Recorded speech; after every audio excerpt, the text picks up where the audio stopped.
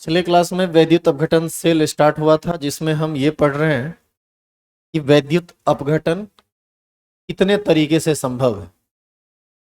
आपने देखा था कि वैद्युत अपघट के ठोस अवस्था का वैद्युत अपघटन नहीं कराया जा सकता है, जबकि पिघलाकर या जलीय विलयन बनाकर हम वैद्युत अपघटन करा सकते हैं।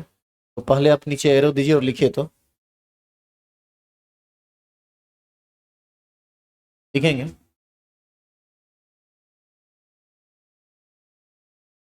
वैद्युत अपघट्ट का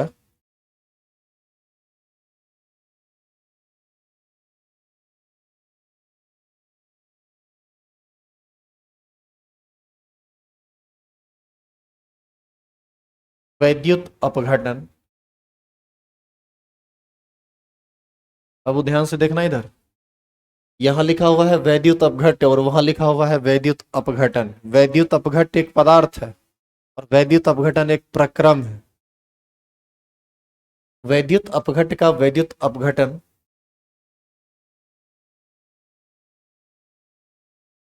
दो तरीके से होता है।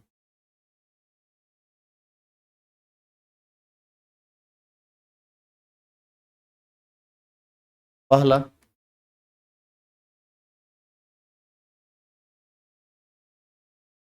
पिघले हुए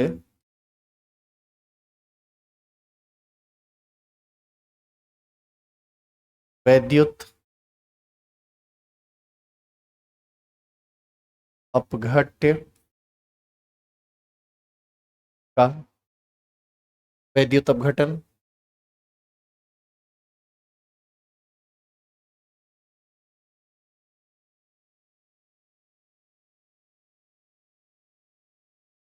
और दूसरा,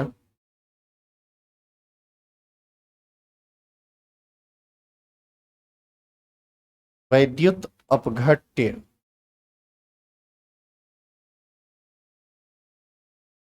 के जलीय विलयन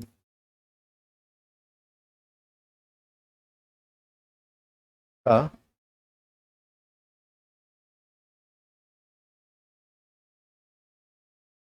वैद्युत अपघटन।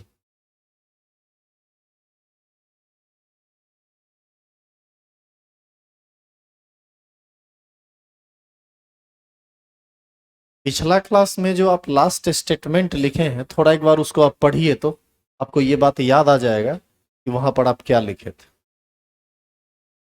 अब देखिए, लास्ट में ये एक स्टेटमेंट लिखे हैं कि ठोस अवस्था वाले वैद्युत अपघट्ट का वैद्युत अपघटन कराना संभव नहीं है, क्योंकि उस अवस्था में यानी ठोस अवस्था में आयन स्थिर होते हैं। अब मान लीजिए कि आयन स्थिर रहेगा तो उसमें करंट का फ्लो ही नहीं होगा, तो आप वैद्युत अपघटन कैसे करवाएंगे? तो करंट का फ्लो दो ही केस में संभव है, या तो वैद्युत अपघट्ट को पिघला दीजिए तब, या फिर वैद्युत अपघट्ट का जलीय विलयन बना दीजिए तब। इसीलिए हमने लिखा यहाँ कि वैद्युत अपघट्ट का वैद्युत अपघटन दो तरीके से होता है। पहला, पिघले हुए वैद्युत अपघट्ट का वैद्युत अपघटन, और दूसरा वैद्युत अपघट्ट के जलीय विलयन का वैद्युत अपघटन। मतलब जैसे NaCl एक वैद्युत अपघट्ट है, आप क्या कीजिए, उसको गर्म करके पिघला दीजिए और पिघलाने के बाद उसका वैद्युत अपघटन कराइए, तब संभव है वैद्युत अपघटन। नहीं तो NaCl को यानी नमक को पानी में डाल के तब उसका वैद्युत अपघटन करवाइए। तो दोनों केस हम लोग एक एक करके पढ़ेंगे। आसान कुछ भी नहीं है इसमें, आपको चीजें भारी लगेंगी, और ये चीज तब ज्यादा भारी लगता है जब आप बेसिक जो इस चैप्टर का बेसिक है या पीछे आप नहीं पढ़े हैं, तो आपको थोड़ा मुश्किल खड़ा करेगा यार। तो चलिए, एक नंबर लिखिए, तो केस वन।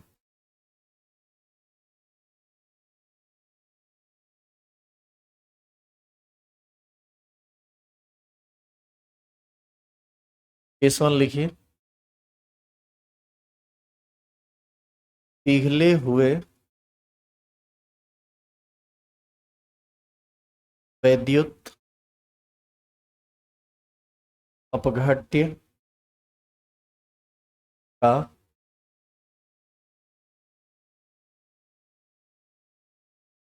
वैद्युत अपघटन।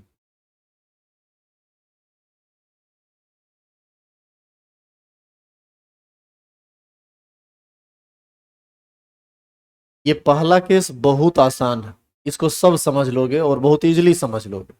दूसरा केस थोड़ा दिमाग वाला है। फिर जब इसका नियम आता है तो वो फिर दिमाग लगाना पड़ेगा वहां।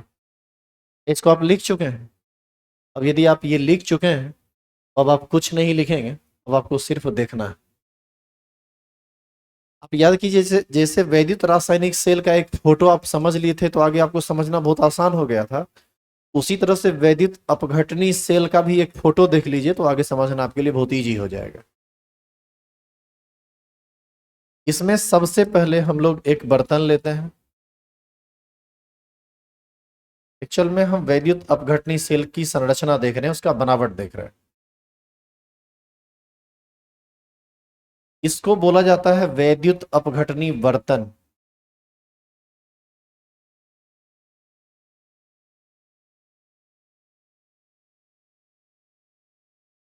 इंग्लिश में इसको हम बोलते हैं इलेक्ट्रोलाइटिक वेसल।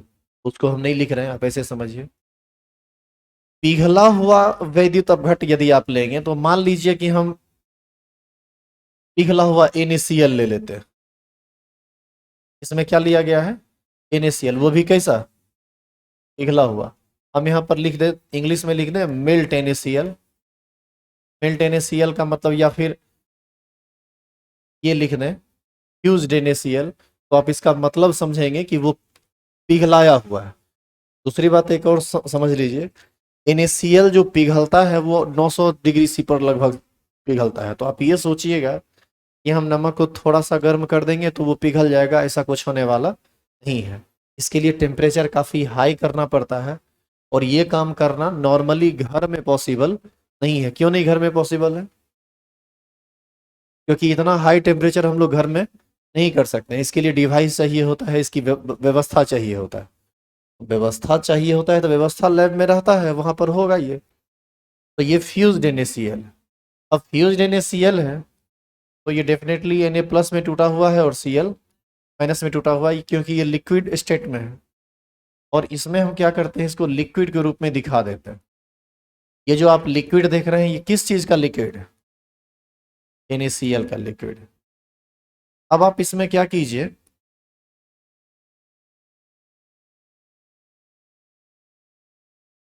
अभी कुछ मत लिखिए, सब चीज इसी पर डिपेंड करेगा। ये समझिए तो आगे समझना आसान होगा। अब आपको क्या करना है, इसमें 2 रॉड डालना है।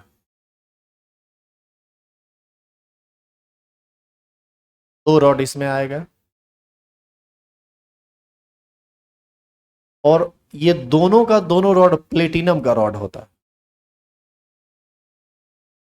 इसी को हम बोलते हैं इलेक्ट्रोड। ये रॉड भी किसका? प्लेटिनम का। और ये रॉड भी किसका? प्लेटिनम का। जनरली लिया जाता है प्लेटिनम रॉड, सबका कारण आपको हम बताते हैं। इसको भी हम लोग क्या बोलेंगे? इलेक्ट्रोड। अब 2 रॉड लगा के आप एक सेल से इसको जोड़ दीजिए। सेल से करंट डालेंगे तब ना इसमें रिएक्शन होगा, तो उसके लिए हम एक सेल का यूज कर रहे हैं। या फिर प्लग ले, वो बोर्ड से एक प्लग निकालिए, एक ठंडी गर्मी जो प्लस माइनस आप समझते हैं उसको जोड़ दीजिए। तो यहाँ से इसी को हम सेल कह रहे हैं। ये यहाँ जुड़ गया, ये यहाँ जुड़ गया। एक रॉड होगा पॉजिटिव और दूसरा होगा नेगेटिव। इस रास्ते करंट इंटर कर रहा है सॉल्यूशन में, और इस रास्ते फिर करंट सॉल्यूशन को लीव कर रहा है या विलियन को छोड़ रहा है। आप एक बात जानते होंगे, इलेक्ट्रॉन का फ्लो और करंट का फ्लो एक दूसरे का उल्टा होता है। यदि इलेक्ट्रॉन इलेक्ट्रॉन जैसे देखिए, जैसे करंट यदि इधर आ रहा है, इसका मतलब है इलेक्ट्रॉन ऊपर जा रहा है। यही सब ना फिजिक्स में कन्वेंशन पढ़ते हैं। अब सुनिए, ये रॉड है पॉजिटिव, ये रॉड है नेगेटिव। आप याद कीजिए, इलेक्ट्रोकेमिकल सेल में भी ना 2 रॉड होता था, एक पॉजिटिव और दूसरा नेगेटिव। वहां और यहां में एक बहुत बड़ा अंतर है इलेक्ट्रोड में, और सुनिए क्या है। ये कौन सा रॉड है? पॉजिटिव। और ये कौन सा रॉड है? नेगेटिव। आप थोड़ा याद कीजिए, तो पॉजिटिव रॉड को हम कौन सा इलेक्ट्रोड कहते थे? हम सॉरी एनोड कहते थे या कैथोड कहते थे? पॉजिटिव रॉड को क्या बोलते थे? कैथोड। और निगेटिव रॉड को क्या बोला जाता था? एनोड। तो वहां जो बोलते थे उसका ठीक उल्टा बोले, क्योंकि यहाँ काम भी तो उल्टा हो रहा है। तो यहां पर पॉजिटिव रॉड को इस बार हम क्या बोलेंगे, इस बार पॉजिटिव रॉड को बोला जाएगा एनोड। और यही सब बात इसका बहुत इंपॉर्टेंट बात, इसको हम बोलेंगे एनोड। और निगेटिव रॉड को क्या बोलेंगे, कैथोड।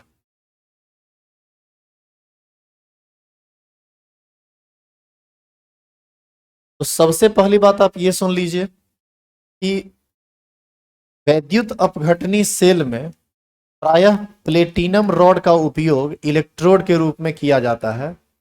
ऐसा इसलिए किया जाता है क्योंकि प्लेटिनम का रॉड जल्दी रासायनिक अभिक्रिया में भाग नहीं लेता है। आप अंदर में H2SO4 डालेंगे, कभी कभी HCl डालेंगे, कभी कैल्शियम हाइड्रोक्साइड डालेंगे, अलग अलग केमिकल का ना वैद्युत अपघटन कराया जा सकता है। यदि ये रॉड उस चीज के साथ रिएक्शन कर ले तो पता चलेगा कि तीसरे खेल स्टार्ट हो गया है, फिर वहां पर वैद्युत अपघटन नहीं होगा, या वैद्युत अपघटन होगा तो उसके साथ साथ और कई प्रोसेस होगा। तो हम वैद्युत अपघटनी सेल में प्रायः वैसे रॉड का उपयोग करते हैं जो वैद्युत अपघटनी सेल के अंदर उपस्थित किसी भी चीज के साथ किसी भी प्रकार का रासायनिक अभिक्रिया ना करे। तो पहला बात ये समझ में आया कि प्लेटिनम रॉड क्यों लिया गया वैद्युत अपघटनी सेल में। अब दूसरा बात सुनिए,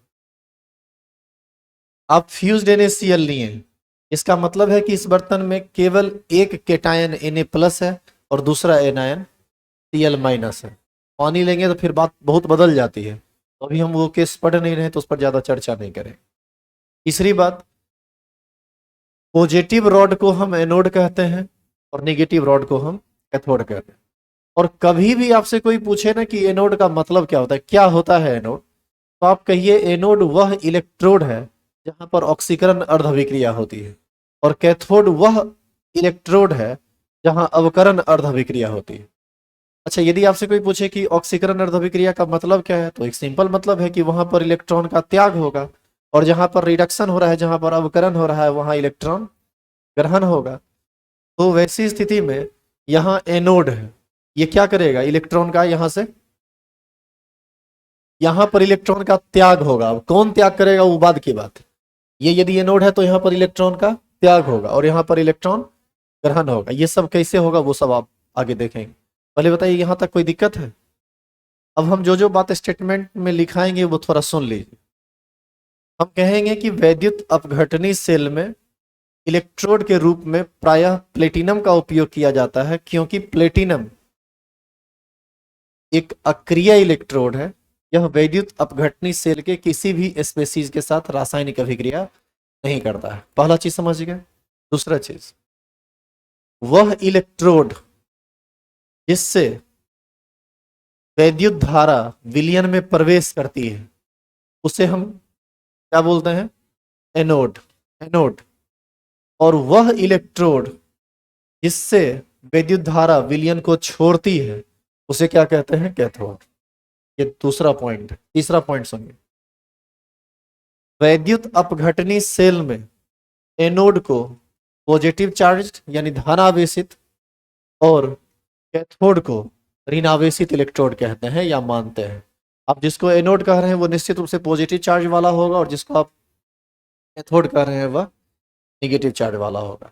और एक लास्ट बात, एनोड पर हमेशा ऑक्सीकरण अर्धविक्रिया होती है और कैथोड पर हमेशा अवकरण अर्धविक्रिया होती है, चाहे वह वैद्युत अपघटनी सेल हो या चाहे वह वैद्युत रासायनिक सेल हो। यह बात हर जगह फिक्स है कि एनोड है तो ऑक्सीकरण हाफ रिएक्शन होगा और कैथोड है तो रिडक्शन हाफ रिएक्शन होगा। इसमें कोई परेशानी है।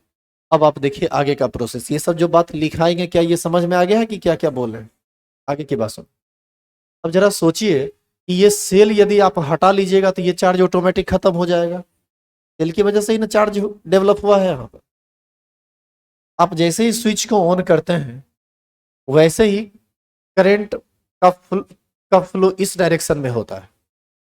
अब जरा सोचिए कि ये पॉजिटिव चार्ज है, पॉजिटिव चार्ज निगेटिव चीज को अट्रैक्ट करेगा अपनी ओर, तो निगेटिव इसमें कौन है, Cl-।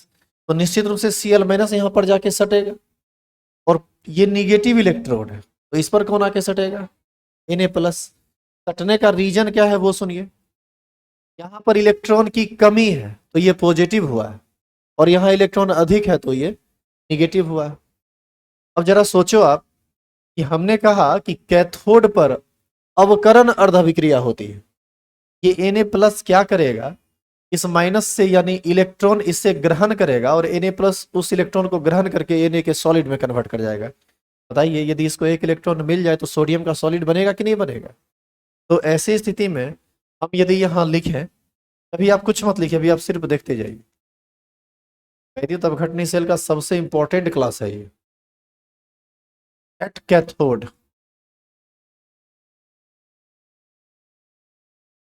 कैथोड पर कौन सी अभिक्रिया होती है, अवकरण अर्धाभिक्रिया होती है। तो हम यहाँ लिख देते हैं कि यहाँ कौन सा रासायनिक अभिक्रिया होगा, रिडक्शन ऑफ रिएक्शन।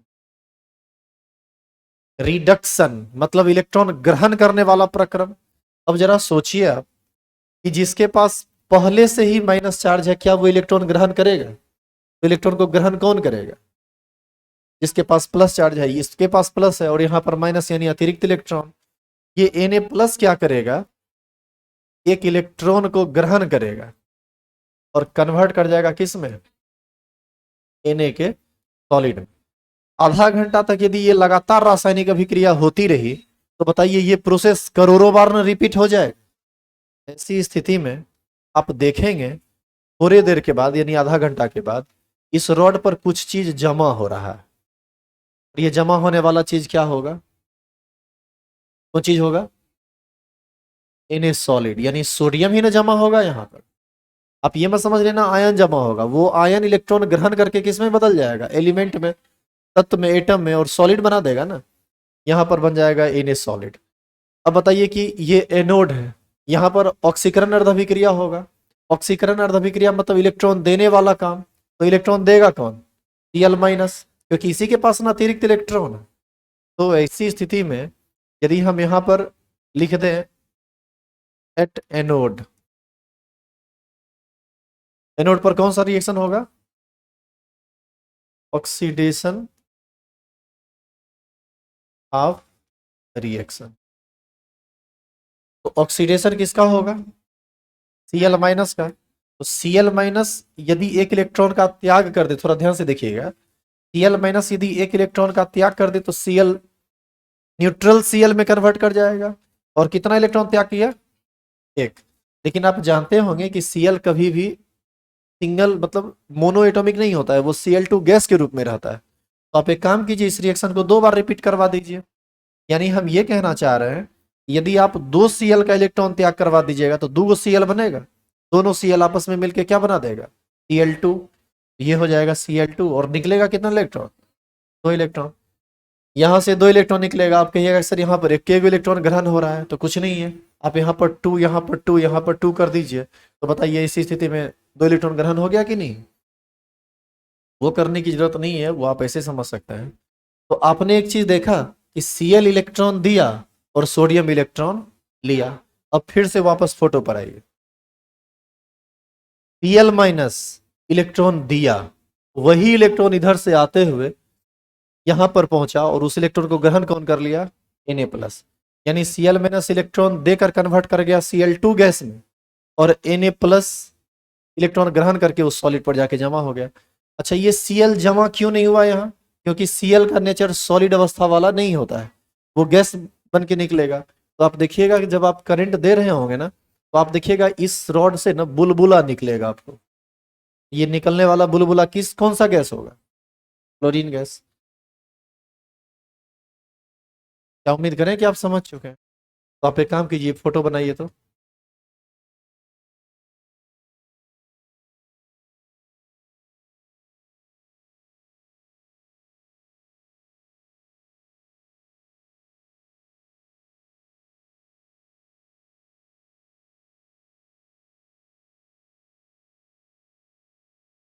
यहाँ पर फ्यूज्ड NaCl का मतलब हुआ, मतलब है पिघला हुआ NaCl। अभी भी एग्जाम सबका खत्म नहीं हुआ है क्या जी, नहीं थे बीच में तुम लोग का डेट एक्सटेंड कर गया है, एग्जाम 17 से है। कोई छुट्टी नहीं होगा, ताबड़तोड़ चलेगा क्लास।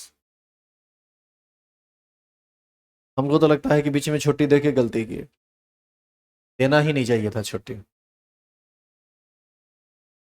हाँ क्या बोली,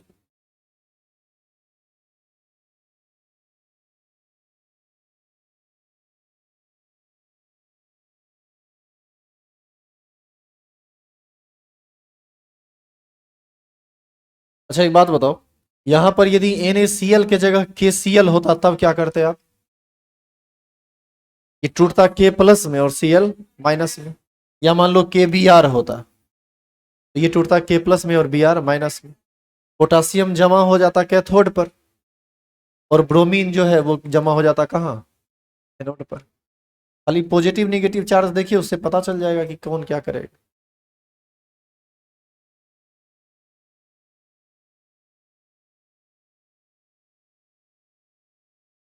दिखाना शुरू करें।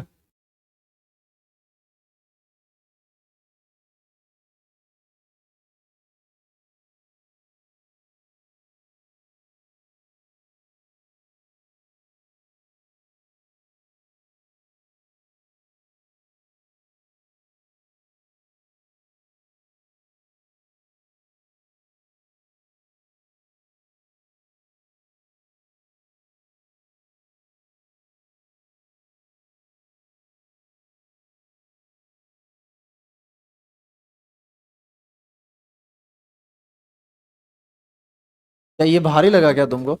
ये बहुत आसान है, इसमें कुछ नहीं है।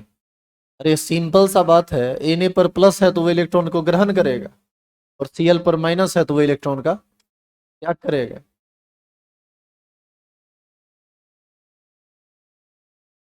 जो प्लस वाला आयन है वो निगेटिव रॉड पर जाएगा, जो निगेटिव वाला आयन है वो पॉजिटिव रॉड पर जाएगा।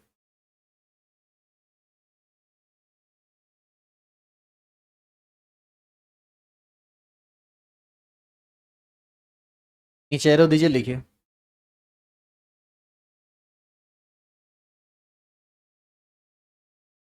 लिखेंगे, वैद्युत अपघटनी सेल में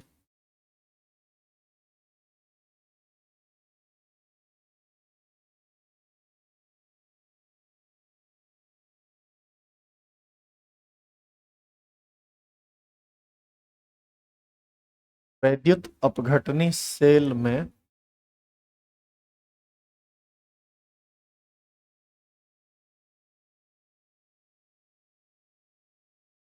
इलेक्ट्रोड के रूप में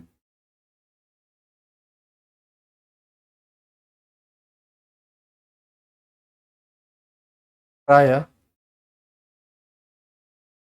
प्लेटिनम पीटी, प्लेटिनम रॉड का उपयोग किया जाता है।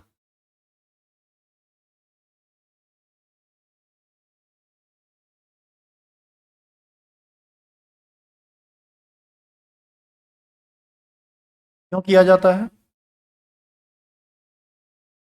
क्योंकि यह अक्रिय प्रकृति का होता है। मतलब इतना से समझ लेंगे कि ये किसी से रासायनिक अभिक्रिया नहीं करेगा, क्योंकि यह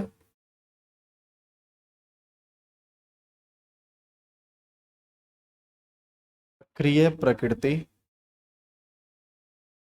का होता है। दूसरा पॉइंट,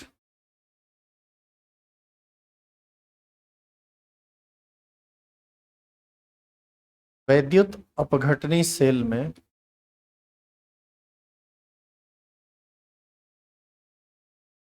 वैद्युत अपघटनी सेल में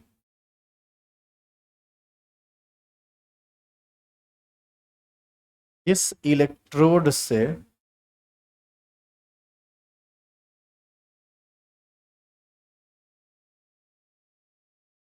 वैद्युत धारा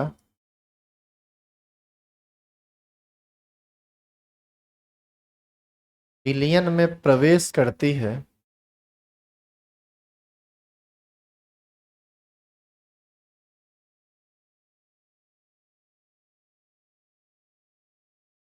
उसे एनोड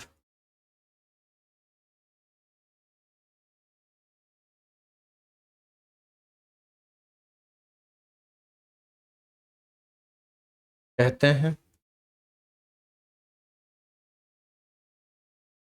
यहां तक लिखिए, तब आगे लिखता है। और जिस इलेक्ट्रोड से वैद्युत धारा विलयन को छोड़ती है उसे कैथोड कहते हैं। बढ़े आगे, उसे एनोड कहते हैं। साथ साथ लिखते जाइए।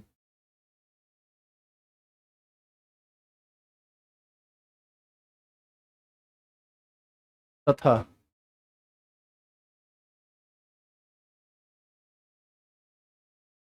इस इलेक्ट्रोड से वैद्युत धारा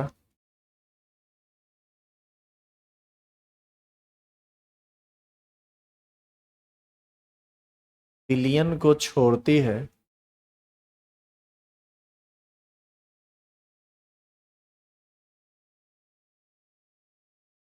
उसे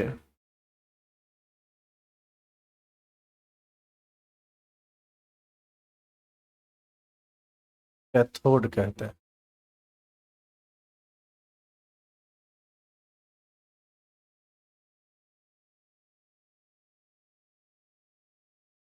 अगला पॉइंट,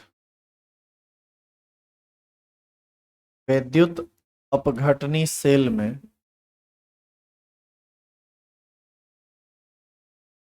वैद्युत अपघटनी सेल में एनोड को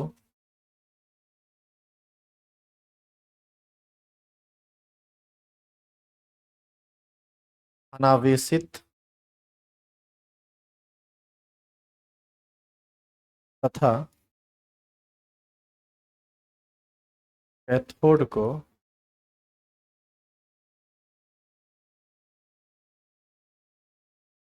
ऋणावेशित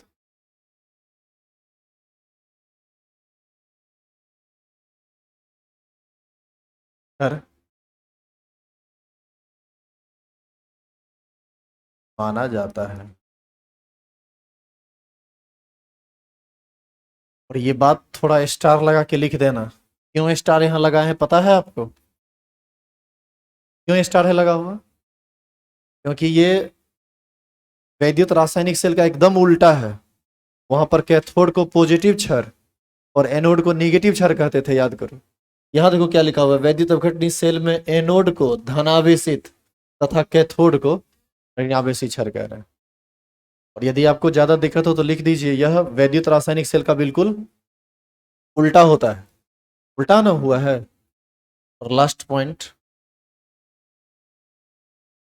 तो सब में एक ही जैसा है। लास्ट पॉइंट ये है कि एनोड पर हमेशा ऑक्सीकरण अर्ध अभिक्रिया होती है और कैथोड पर हमेशा अपकरण अर्ध अभिक्रिया होती है। लिखिए तो,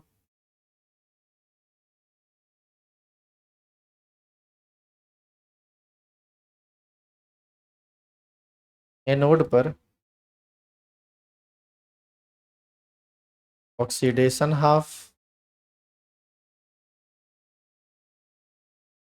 तथा कैथोड पर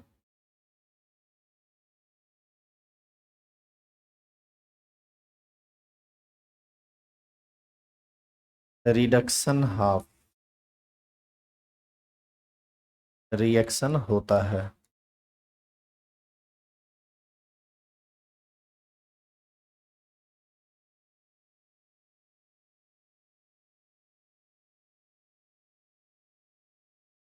अब देखो, विलयन में जो आयन उपस्थित है ना, वही आयन में से किसी एक का ऑक्सीकरण होगा और किसी एक का अवकरण होगा।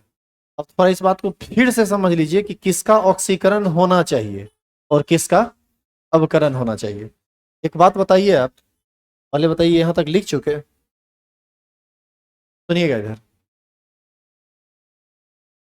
विलयन में दो प्रकार का आयन होगा, एक होगा केटायन और दूसरा होगा एनायन। तुम ही जरा सोचो, इसमें किसका ऑक्सीकरण हो सकता है? किसी का ऑक्सीकरण होना इसका मतलब वो इलेक्ट्रॉन का त्याग करेगा। तो इलेक्ट्रॉन का त्याग तो वही ना करेगा जिसके पास अतिरिक्त इलेक्ट्रॉन होगा। किसके पास अतिरिक्त इलेक्ट्रॉन? एक्स माइनस के पास। यानी ऑक्सीकरण जब भी होगा तो ऋणायन का होगा। और अवकरण किसका होगा? अवकरण होने का मतलब इलेक्ट्रॉन ग्रहण करने वाला बात। इलेक्ट्रॉन ग्रहण कौन करेगा? जिसको इलेक्ट्रॉन की कमी होगी। तो इलेक्ट्रॉन की कमी किसको है?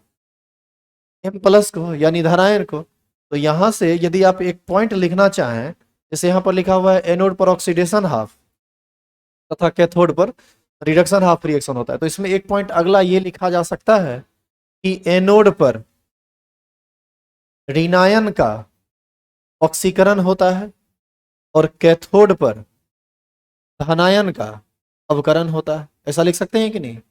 ये जैसे इसी बात को आप यहां से समझिए। ये एनोड है ना जी, एनोड पर चार्ज कैसा है? पॉजिटिव। तो ये पॉजिटिव चार्ज है तो यहाँ पर कौन सटेगा? Cl minus. Cl माइनस यहाँ पर आएगा, एक इलेक्ट्रॉन इसको देगा, Cl फ्री हो जाएगा। यहीं से ना Cl2 गैस बना था। तो बताइए कि एनोड पर कौन सा प्रक्रम हुआ है? Cl माइनस के इलेक्ट्रॉन देने का प्रक्रम। तो बताइए ऋणायन ही ना एनोड पर ऑक्सीकरण अर्ध अभिक्रिया किया है। अच्छा, ये Na प्लस इस निगेटिव रॉड पर जाके सटेगा, इलेक्ट्रॉन ग्रहण करेगा इसी रॉड से ना। तो हम ये कह सकते हैं कि धनायन कैथोड पर अवकृत होगा। हाँ या ना? ये बात हमेशा ये याद रखिएगा। नीचे मेरे देखिए, लिख ही लीजिए इसको, लिखिए तो।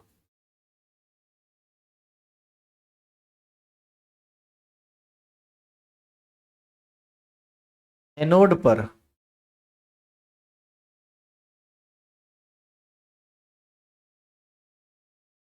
ऋणायन का ऑक्सीकरण होता है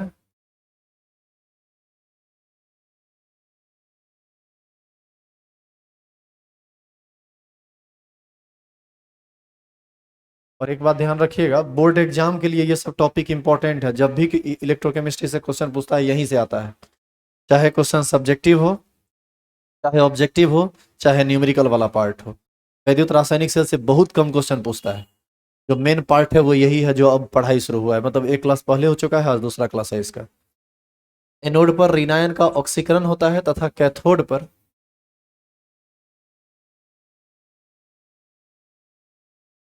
और घर जाकर पिछला क्लास और आज वाला क्लास दोनों को कंबाइन करके बढ़िया से पढ़ लेंगे, चूंकि बीच में 5-7 दिन का छुट्टी रहा है।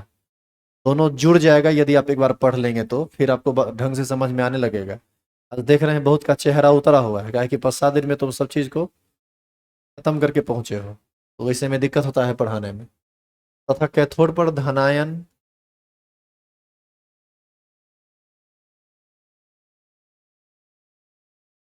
ठीक लिखा हुआ है, धनायन, धनायन का अवकरण होता है।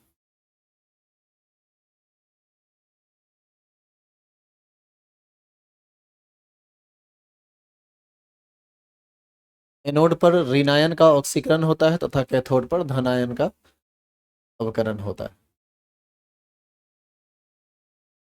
तो चलिए दोनों हाफ रिएक्शन को देखते हैं। एनोड पर किसका ऑक्सीकरण हुआ है? ऋणायन का। थोड़ा ध्यान से देखिए तो इस रिएक्शन को, ये आप पहले समझ चुके हैं। क्या लिखा हुआ है? एट एनोड, एनोड पर कौन सा रिएक्शन होगा? Oxidation half. ऑक्सीडेशन हाफ मतलब इलेक्ट्रॉन देने वाला काम। इलेक्ट्रॉन देगा कौन? जिसके पास अतिरिक्त इलेक्ट्रॉन है। किसके पास अतिरिक्त इलेक्ट्रॉन है? ऋणायन के पास। ऋणायन यहाँ कौन है? Cl minus. Cl माइनस यदि एक इलेक्ट्रॉन देगा तो Cl का एटम बनेगा, जो कि एग्जिस्ट नहीं करता है। तो यही रिएक्शन यदि 2 बार रिपीट हो जाए, यानी 2 Cl माइनस 2 इलेक्ट्रॉन का त्याग करेगा और Cl2 गैस का निर्माण करेगा। तो यहां से आप देखेंगे, आप एक काम कीजिए तो पहले यही रिएक्शन लिखिएगा। कौन सा? एटेनोड, चूंकि स्टेटमेंट जैसे लिख लिए उसके हिसाब से कोई भी लिखेंगे फर्क नहीं पड़ता है। इधर देखिए, 2 Cl माइनस है, यदि दोनों एक एक इलेक्ट्रॉन दे दिया तो 2 Cl एटम फ्री होगा, दोनों मिलके क्या बना देगा? Cl2। और ये गैस अवस्था में बनेगा और ये गैस बुलबुला के रूप में उड़ जाएगा। और साथ में क्या निकाला? 2 इलेक्ट्रॉन। अब यदि हम कैथोड की बात करें तो Na प्लस एक इलेक्ट्रॉन को ग्रहण करेगा और सोडियम का सॉलिड बना के, सोडियम तो उड़ेगा नहीं, सोडियम वहीं पर जाके उस रॉड पर जाके चिपक जाएगा। तो आप ये दोनों रिएक्शन लिख लीजिए तो।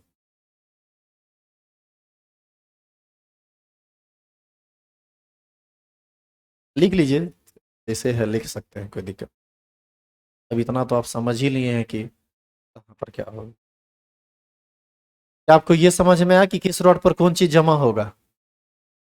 अब जानिए इसके बारे में। सिर्फ ये जानना नहीं है आपको आपके सिलेबस में कि किस रॉड पर कौन चीज जमा होगा, आपको ये जानना है कि कितना इलेक्ट्रिसिटी देंगे तो कितना जमा होगा। कैलकुलेशन करना पड़ता है और ये सब कैलकुलेशन बहुत इजी नहीं है।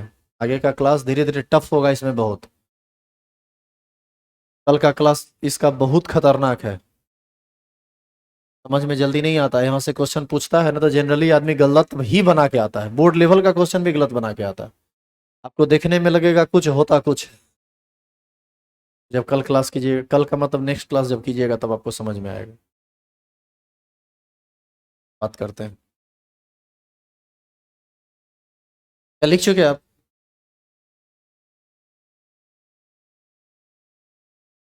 चेंज कर दो इसे। अरे हुआ कि नहीं? पक्का? चलिए इधर देखिए। यदि एक इलेक्ट्रोलाइटिक सेल हम बनाते हैं, अभी आपको बनाना नहीं है, ये पॉजिटिव रॉड है और यहाँ पर हम ले लेते हैं फ्यूज्ड KCl। KCl टूटेगा K प्लस में और Cl माइनस में, तो यहाँ पर एक केटायन है और एक एनायन है। अब बताइए ये, इसी को आप क्या कहेंगे? कैथोड। और इसको आप क्या कहेंगे? एनोड। अब आपसे कोई पूछ दे कि एट एनोड कौन सा रिएक्शन होगा, तो आप बता सकते हैं कि नहीं? एनोड ये है ना, पॉजिटिव वाला है ना, पॉजिटिव वाला पर निगेटिव वाला आएगा, यानी यहाँ पर Cl माइनस, दो Cl माइनस Cl2 बनाएगा और 2 इलेक्ट्रॉन का त्याग करेगा। बताओ, त्याग ग्रहण हो रहा है ना? यहाँ भी त्याग ग्रहण हो रहा है तो ऑक्सीकरण और अवकरण हो रहा है। अच्छा, एट कैथोड क्या लिखेंगे? एट कैथोड, कैथोड माइनस वाला है, इस पर प्लस आया के सटेगा, यानी K प्लस एक इलेक्ट्रॉन ग्रहण करेगा और पोटासियम के सॉलिड में कन्वर्ट कर जाएगा। क्या कोई परेशानी है इसमें? इस तरह से KCl लिए तो इसका इलेक्ट्रोलाइसिस हो गया, NaCl लेंगे तो NaCl का हो जाएगा, LiCl लेंगे तो LiCl का हो जाएगा, LiBr का हो जाएगा, पिघलाकर जिसको लेंगे उसका इलेक्ट्रोलाइसिस हो जाएगा। क्या कोई दिक्कत है इसमें? अब जरा बताइए, ये लास्ट बात है आज के क्लास का, इस रॉड पर कौन चीज जमा हुआ था? सोडियम। सोडियम के साथ और कुछ था कि शुद्ध सोडियम जमा हुआ? इस रॉड पर शुद्ध सोडियम न जमा हुआ। अब आप जानिए कि शुद्ध सोडियम जो हमको प्राप्त होता है ना, वो NaCl को पिघलाकर उसका वैद्युत अपघटन कराते हैं तो हमको क्या मिल जाता है? शुद्ध सोडियम। यहाँ से ये पता चला कि यदि हम चाहें तो जो नमक हम खाते हैं उस नमक से सोडियम धातु का निष्कर्षण कर सकते हैं, और चाहे नहीं, सोडियम धातु का निष्कर्षण इसी विधि के द्वारा किया जाता है। तो लास्ट पॉइंट लिख लीजिए नीचे एरो देकर।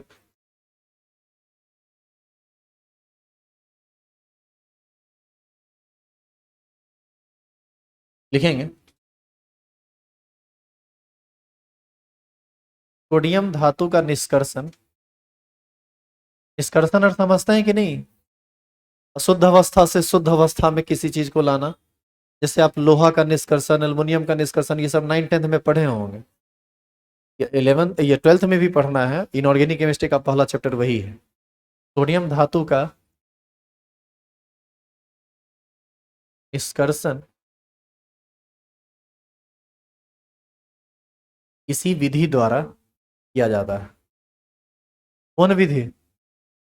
पिघले हुए NaCl या पिघले NaCl के वैद्युत अपघटन के द्वारा किया जाता है। सोडियम धातु का निष्कर्षण इसी विधि द्वारा किया जाता।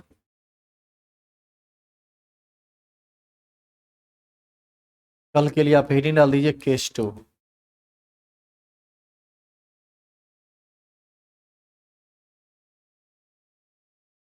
क्लास बहुत टफ होगा। वैद्युत अपघट्ट के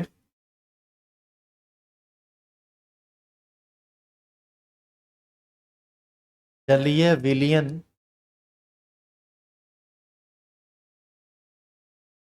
का वैद्युत अपघटन। क्लास के शुरुआत में तुम्हें क्वेश्चन पूछे थे तुम, विलियन में H प्लस रहेगा, Na प्लस रहेगा, A प्लस रहेगा, तो उसमें कौन इलेक्ट्रॉन को ग्रहण करेगा? कुछ ऐसा बात था ना तुम्हारा। वो सब उसी कंसेप्ट से डील होगा। ये बात तो पूछी है से कम 15-17 दिन पहले। ये सब का जवाब आपको अगले क्लास में मिलेगा।